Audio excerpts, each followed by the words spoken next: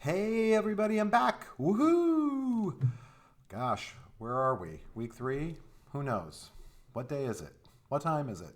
Today I want to talk about the I Want song, which is a classic inclusion in many, many musicals. But I'm going to focus on two I Want songs, both of them written by the same writers. So, Howard Ashman and Alan Menken, their I Want song from Little Shop of Horrors, and their I Want song from The Little Mermaid, their first venture into Disney. Just a little backstory. Gonna name drop a little bit. Well, I already dropped their name, so whatever. But back in the 80s, early to mid 80s, both my wife Heidi and I attended Indiana University. We were both in the School of Music, but we also worked with the School of Theater. And because Howard Ashman was an alumnus of Indiana, he got his MFA in directing there. He allowed IU to be the first non-equity production of Little Shop. So this is 1986. Show was still playing off-Broadway. But he gave permission for IU to do the show. And on top of that, he was going to come and direct it there. I was hired to music direct. I was an undergrad, but I was hired to music direct the show. So you can imagine how thrilled I was. And Heidi got cast, I know, get ready, cringe, as one of the urchins. And when it was all said and done, Howard Ashman, when he signed an autograph to her, said, "To my favorite white girl with rhythm, Howard Ashman." She went on to play Audrey in many other productions of Little Shop. However, at the time, she was playing the urchin. Anyway, we were so excited. But it turned out that Howard Ashman got a gig with Disney. So it pulled him out of being able to direct the show. However, he did come see it. And we got to meet him and talk with him, and that was all incredible. So first we're going to talk about the I Want song from Little Shop of Horrors, which is Somewhere That's Green. There are other moments of I Want in the score, but this is the female lead sitting down, in this case on a trash can, and explaining what it is she wants in her life. Now, it's called Somewhere That's Green. And spoiler alert, it's a great title because when the song is reprised in the second act, when it's brought back, it has an entirely different meaning. It starts with coming right out of dialogue with no introduction other than the chord itself. I know Seymour's the greatest. So it's dialogue, dialogue, dialogue, chord, and off she goes. The music, it turns out, is similar, and the chords are similar to the bridge of the song, because guess what? It's another AABA musical theater song. Two sections of A with the same music, different lyrics, a B section, different music and lyrics, and a return of the A. And the intro, this is sometimes happens, sometimes doesn't happen in current musical theater. Not nearly as much as it used to. It used to be an intro, kind of a bridge between the dialogue and the song itself. That doesn't happen so much anymore, but it does in this one, and this is a perfect example of it. I know Seymour's the greatest, but I'm dating a semi-sadist. So Little Shop, it turns out, was forging new territory in terms of what we would call this show. It's not a concept musical, which the 70s had just produced several by Stephen Sondheim and others. It's not really a musical play. The sense of humor is outrageous. And because it's so dark and the theme is so dark, it doesn't really fit as a traditional musical comedy. And this is where my friend and writer and director Scott Miller came up with a new term for it called the neo-musical comedy, where you have on the surface a wacky musical comedy, but underneath you have this very dark story going on.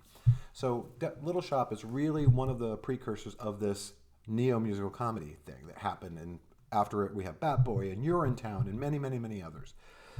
So this lyric is a perfect example of that. But I'm dating a semi-sadist. It gets a laugh because you don't expect it. It's also a rhyme with greatest, and you don't expect semi-sadist to rhyme with greatest. But it also reveals this horrible situation that Audrey is in. So I got a black eye and my arms in a cast. So that little vamp, and we talked about this back with No More, when I was talking about No More from Into the Woods. But musical theater songs tend to have a rhythmic pulse to them, even ballads, and some kind of a hook in that rhythmic pulse that's underneath the melody of the song. So it's an accompaniment. You know, back in the old days, you just had to go, or for a ballad,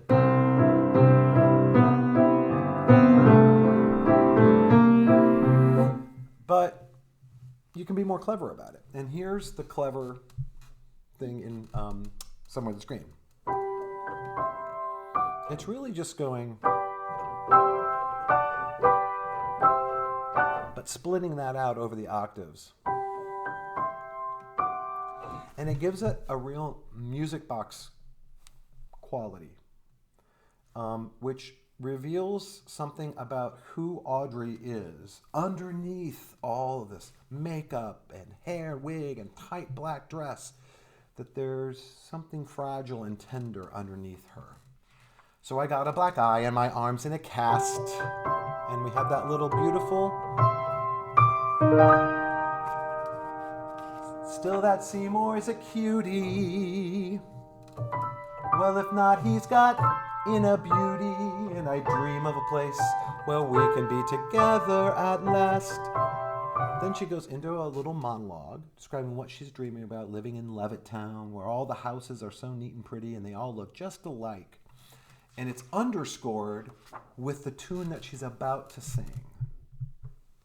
Way up there.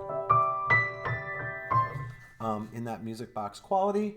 And then we come around to just before she sings. She says, just me and the toaster and a sweet little guy like Seymour.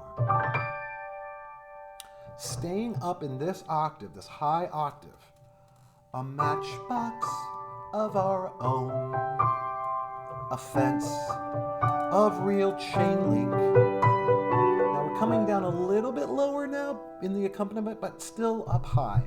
A grill out on the patio, disposal in the sink. Now we have almost like a regular old bass note in the bass. And now we have a much fuller use of the piano. And the piano is the core of the Little Shop Band. A washer and a dryer and an ironing machine. Now we're kind of back up into the music box. But on washer and a dryer, you get this full...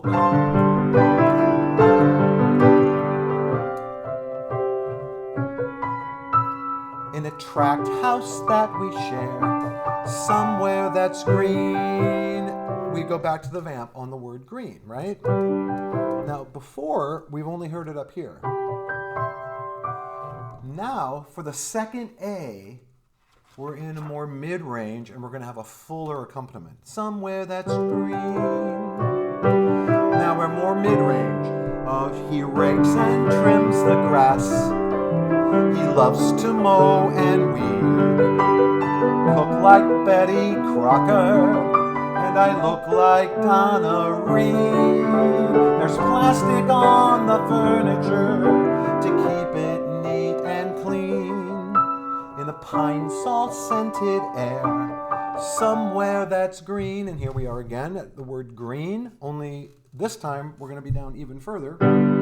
So first time, second time, third time, and now we're going to go into a little heavier beat, a stronger feel.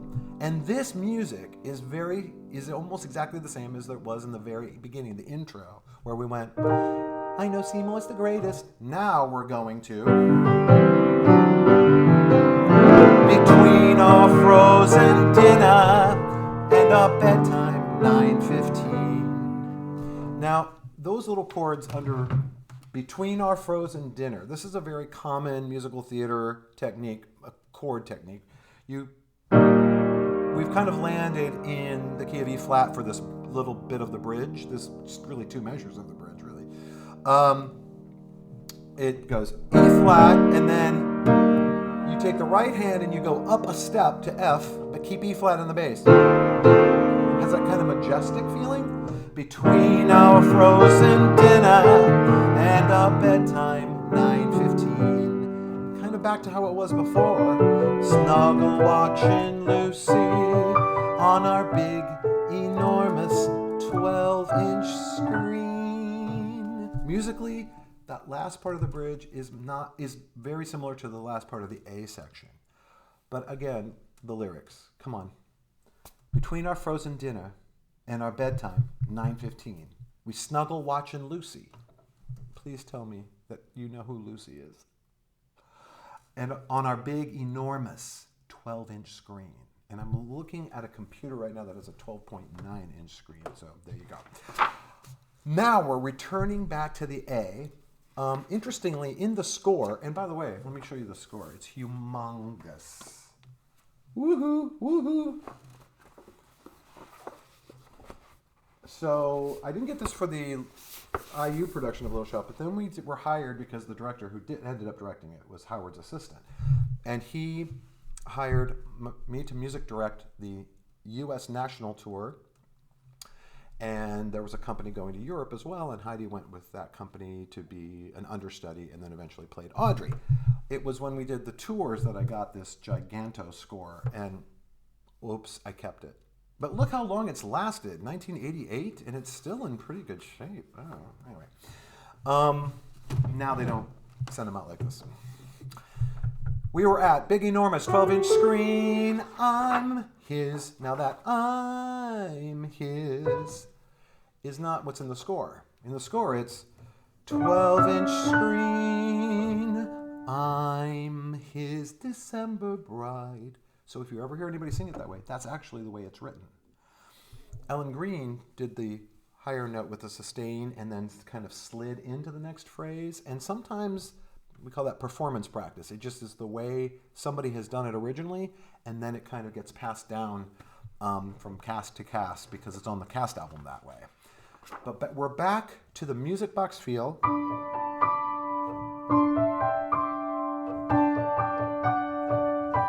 With the words, I'm his December bride, he's father, he knows best. Our kids watch Howdy Doody as the sun sets in the west.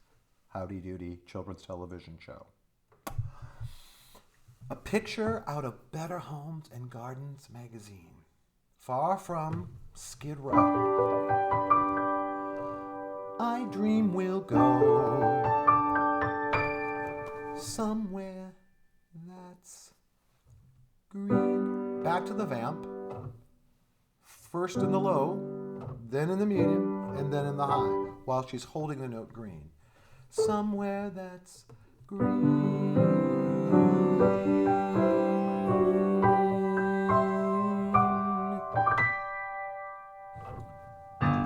And as I said, in the reprise of the song, she's been injured by the man-eating plant and is about to die. And she asks Seymour, the hero, to feed her to the plant so that she can always be somewhere that's green. Genius. Well, as I said, Howard Ashman couldn't direct our production of Little Shop. Here goes this heavy score. Over here.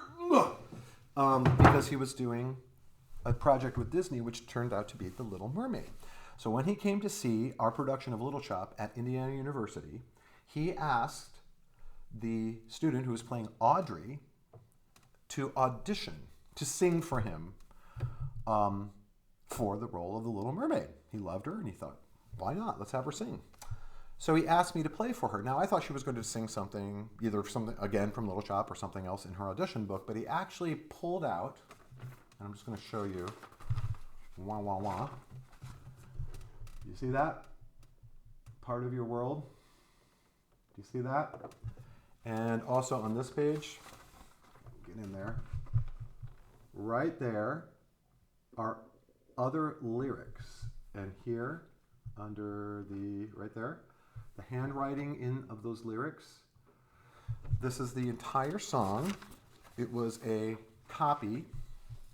I don't know if it's in Alan Menken's handwriting, but it's somebody who worked with Alan who copied it down. It could be Alan's. I don't know. Anybody out there know if that's his handwriting?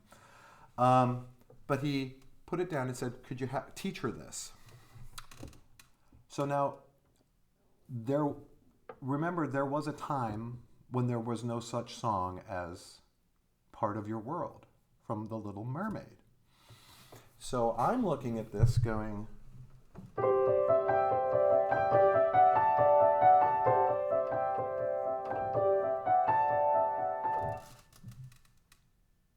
one of the first people got to do that. So she sang it for him. She didn't get cast. But what a thrill to stand there with him, standing right here beside me, Howard Ashman, as I played this, what was going to become a classic Disney song. Incredible. So let's kind of break this one down too. This is going to be a really long video, so who cares? It starts in a similar way to Somewhere on the Screen, except it has a consistent rhythmic pattern going on. By the way, this sheet music is in G major, so if those of you who are music nerds, you might know that the song Part of Your World was in F major for the movie, and is in all the printed sheet music in F because that's the way it was originally done. And I don't think it's because Jodi Benson couldn't sing it in G. She definitely could have sung it in G. It's only a step up. But I think they just wanted it in a speech-like and as a gentle quality as possible. But I'm just going to play it in G because that's the music I got it in. I love it. So it does start with a verse with a, look at the stuff, isn't it neat? Wouldn't you think my collection's complete? Okay, so it's not the main tune. It's a bridge from dialogue to song. And the phrases are very short. Look at this stuff. Isn't it neat? Wouldn't you think my collection's complete? If you just said that, that's exactly how you'd say it. Look at this stuff. Isn't it neat? Wouldn't you think my collection's complete? Wouldn't you think I'm the girl who has everything? And it just has that motion. So if you want to be very literal about it, it's the water.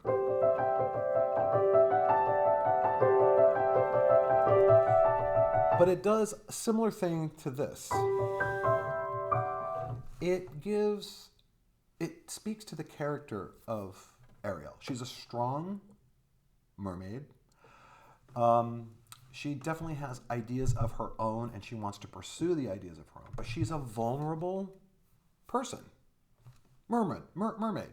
She's vulnerable. And having this kind of an accompaniment, as opposed to, something more raucous, it gives flavor and character to who this character is. The girl who has everything, and then it goes back to this. Look at the trove, treasure untold. How many wonders can one cavern hold? Looking around here, you'd think, sure, she's got everything. She continues. Gadgets and gizmos aplenty. I've got who's-its and what's-its galore. You want thingamabobs? I got 20, but who cares? No big deal. I want more. Boom. I want song. And she essentially just goes on to say that she wants to live up on the land, not under the sea. And that, of course, causes the whole plot to unfold. And all the complications are based on this want. And it is what an I want song is supposed to do. It's supposed to set a plot in motion. That doesn't mean that that they may get, in some cases, in some shows, the character may get what they sing about initially, but then they have to have another I want song. Or maybe yet another one, maybe 2 or 3 I Want songs. And we're going to talk about a show like that next, but right now we're talking about this. So then we get to, so I Want More, right? And now we're at the A section, right? The meat of the song. I want to be where the people are. I want to see them dancing, walking around on those, what do you call them? Oh, feet. By the way, the accompaniment different in this, and I love it. Love it. It's his initial impressions that got altered and changed as they developed the song. But one thing I love about the lyrics to this, other than them being 100% conversational, like a young woman would say, or a young mermaid would say, but then she gets tripped up on words that she wouldn't know, that they wouldn't know under the sea. Walking around on those, what do you call them? Oh, feet. Because otherwise you would go, what do you call them? Oh, feet. And it would just go on. But what do you call them? Oh, feet. Flipping your fins, you don't get too far. Legs are required for jumping, dancing, strolling along down the, what's that word again? Street, same thing there. Up where they walk, up where they run, up where they stay all day in the sun, wandering free. Wish I could be part of that world. What would I give if I could live out of these waters? What would I pay to spend a day warm on the sand? Betcha on land they understand that they don't reprimand their daughters. Bright young women, sick of swimming, ready to stand and ready to know. And we're back to the A section. What the people know. I love that. Bright young women, sick of swimming, ready to stand. Conversational and yet surprising rhymes. I know Seymour's the greatest, but I'm dating a semi-sadist. I keep saying, what an incredible loss to the musical theater, to Disney, to everyone, when Howard passed away in 1991. Incredible loss. And then this winds back around, wouldn't I love to explore that shore up above, out of the sea. Wish I could be part of that. Now this ending is exactly how it is in the movie.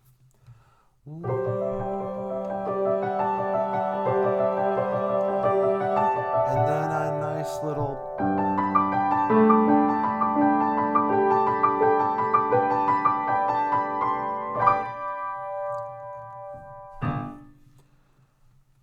Howard and Alan, what an incredible pair of I Want songs, and especially meaningful because we got to kind of get a peek on the inside of how they were created. Oh, got to tell you the capper joke of the whole thing. So this student who was playing Audrey sings through the song with me playing it and Howard Ashman standing right there, and we get done and I go, and Howard looks at me and says, "We call it Somewhere That's Dry." See you later.